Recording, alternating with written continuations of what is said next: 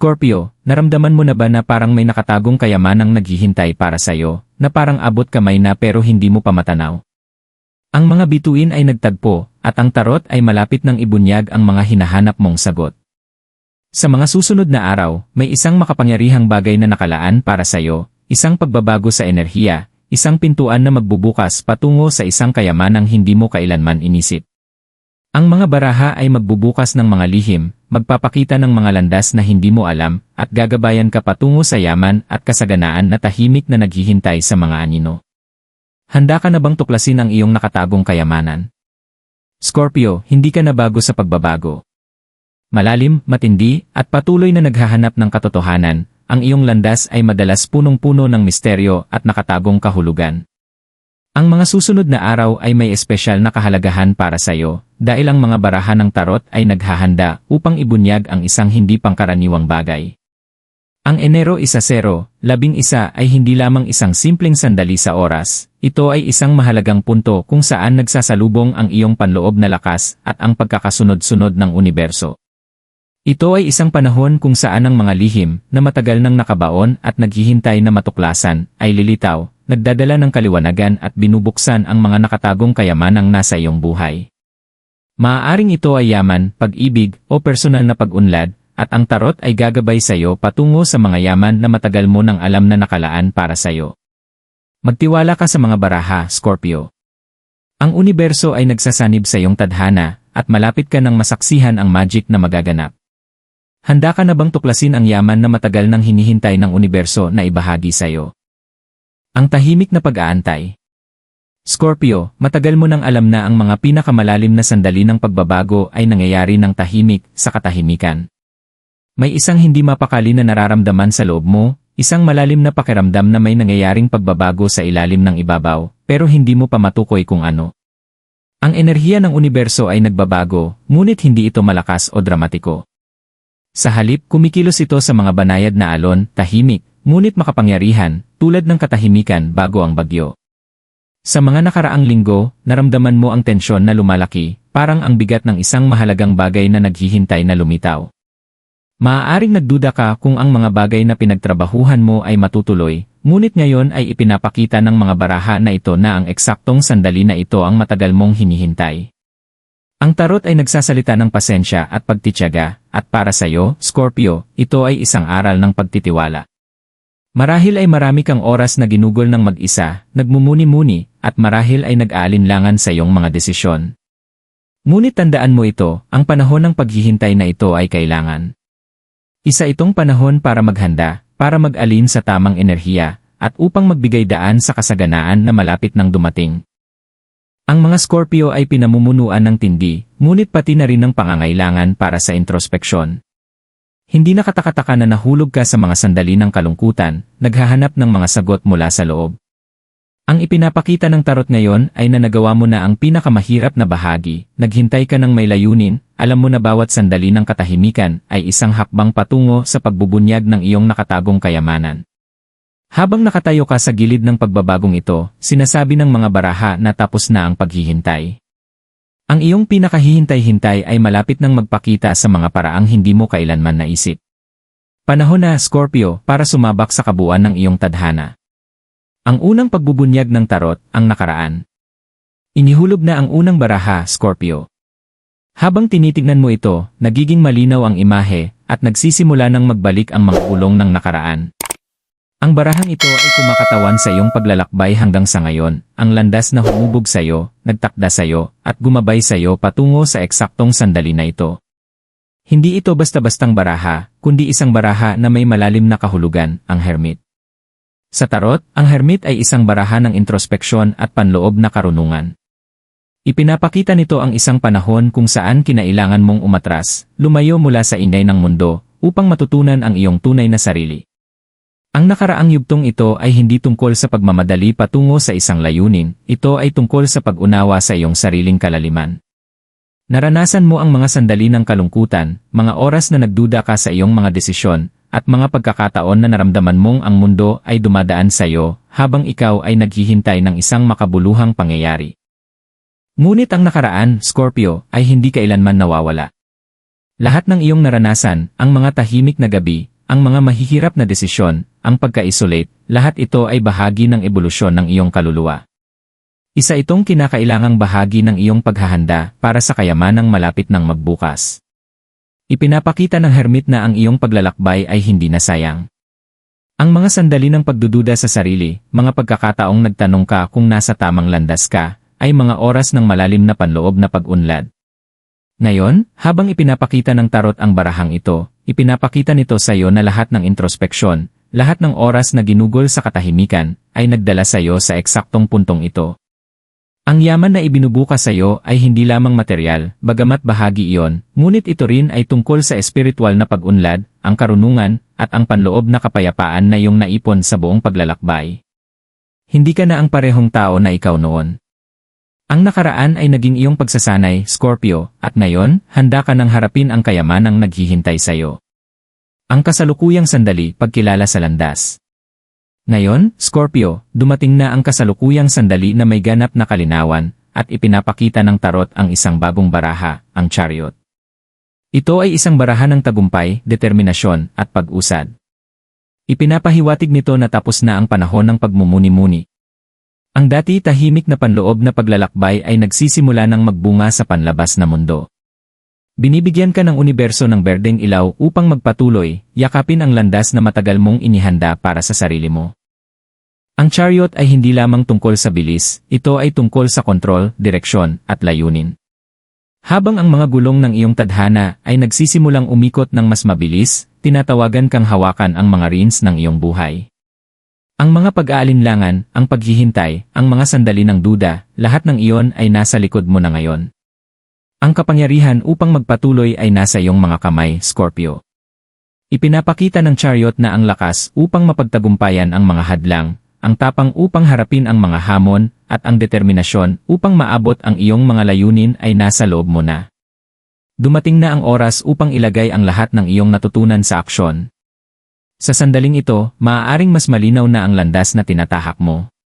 Lahat ng palatandaan ay tumuturo sa tamang direksyon, at bagamat maaaring maramdaman mo pa rin ang bigat ng responsibilidad, may isang hindi maipaliwanag na pakiramdam ng momentum na nagtutulak sa iyo pasulong. Ang universo ay nagsasanib, at ang enerhiya sa paligid mo ay puno ng posibilidad. Scorpio, ikaw na ngayon ang nagmamaneho ng iyong sariling tadhana.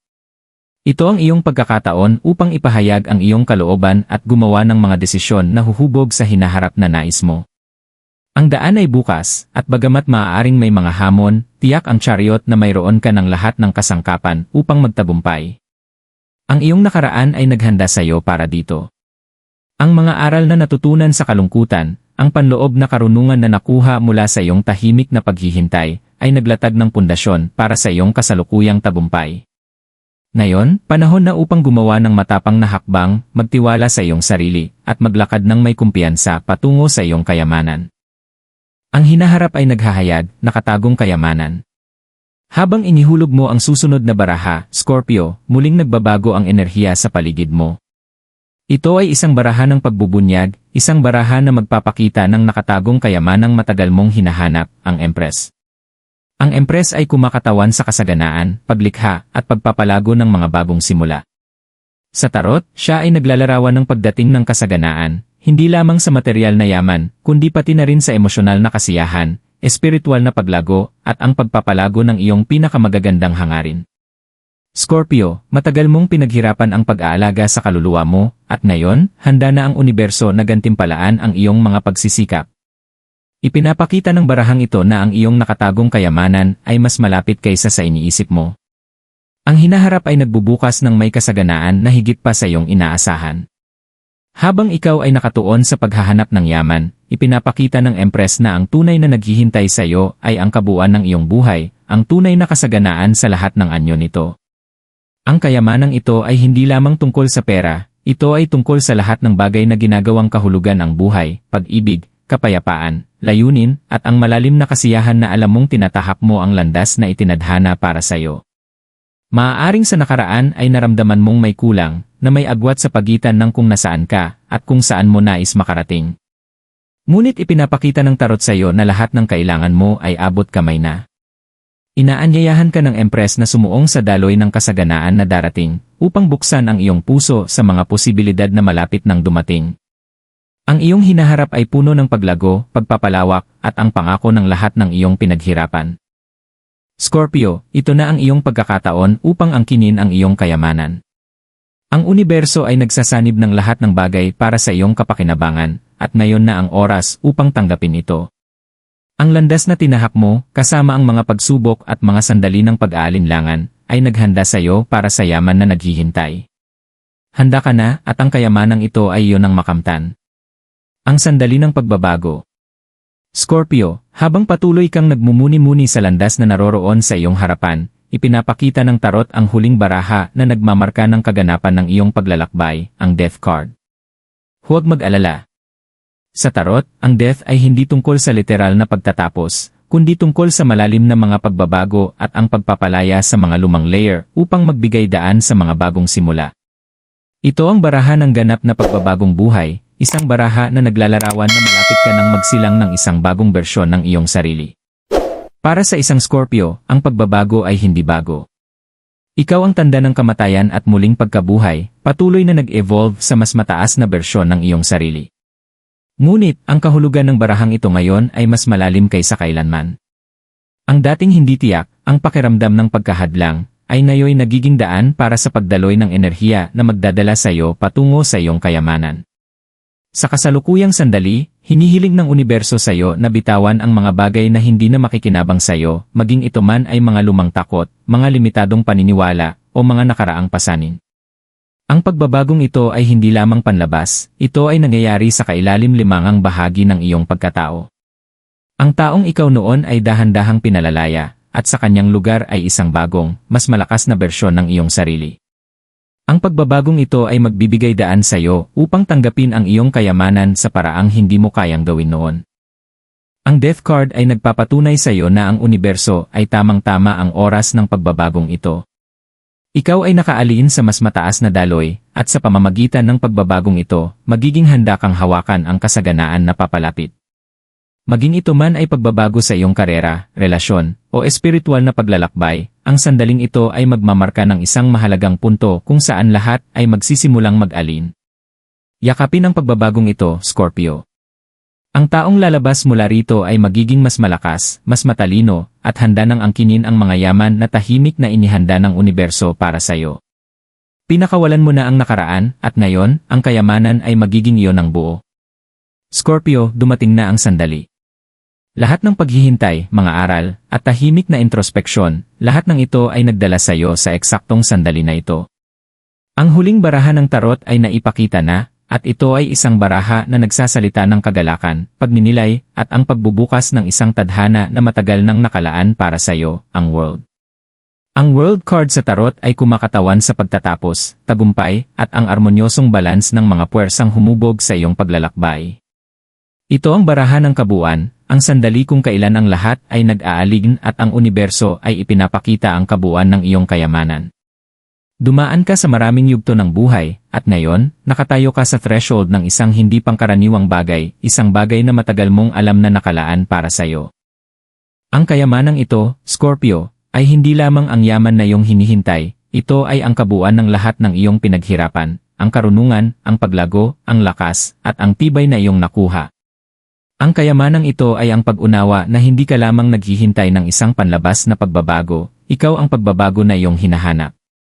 Ikaw ang personifikasyon ng iyong sariling transformasyon, at ang huling pagbubunyag na ito ay ang universo na nagsasabing lahat ng iyong mga pagsisikap ay nagdala sa iyo sa lugar kung saan maaari mong ganap na matanggap.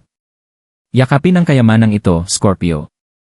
Inaanyayahan ka ng World card na maglakad ng may kumpiyansa, alam mong nakuha mo na ang iyong lugar sa daloy ng kasaganaan. Binuksan na ng universo ang mga pintuan, at ngayon ay panahon na para pumasok ka, at angkinin ang lahat ng matagal nang naghihintay sa iyo. Tapos na ang paglalakbay, ngunit ang iyong kwento ay malayo pa. Habang tinatahak mo ang bagong kasaganaan, magtiwala ka na ang kayamanang ito ay simula pa lamang ng mas malalaking bagay na darating. Scorpio, nagsimula ka sa isang paglalakbay ng pagbabago, isang paglalakbay na puno ng mga tahimik na sandali ng introspeksyon, mahihirap na hamon, at malalim na mga realisasyon. Sa pamamagitan ng gabay ng tarot, natuklasan mo ang mga nakatagong kayamanang matagal nang nakalaan para sa iyo, pareho sa material at espiritual. Ang landas ng pagbabago ay nagdala sa iyo sa lugar ng pag-aalin, kung saan ang kasaganaan, pag-ibig, at tagumpay ay dumadaloy ng malaya sa iyong buhay. Ipinakita ng mga baraha ang nakaraan, kasalukuyan, at hinaharap, ipinapakita na ang kayamanang iyong hinahanap ay hindi kailanman malayo sa iyong abot. Matagal mo nang inihanda ang iyong sarili para sa sandaling ito, at ngayon, panahon mo na upang tanggapin. Habang tinatahak mo ang bagong kabanata, tandaan mo na ang universo ay laging gumagabay sa iyo. Ang dating hindi tiyak ay ngayon ay malinaw na, at ang yaman na iyong hinihintay ay hindi na isang malayong pangarap, nandyan na. Yakapin ang kasaganaan na dumadaloy patungo sa iyo, Scorpio. Nakuha mo na ang sandaling ito, at simula pa lamang ito. Magtiwala ka sa iyong paglalakbay, magtiwala ka sa iyong sarili, at magtiwala ka sa mga kayamanang naghihintay na magbukas. Tapos na ang iyong transformasyon. Ngayon, handa ka nang ipamuhay ang buhay na matagal mo nang pinapangarap.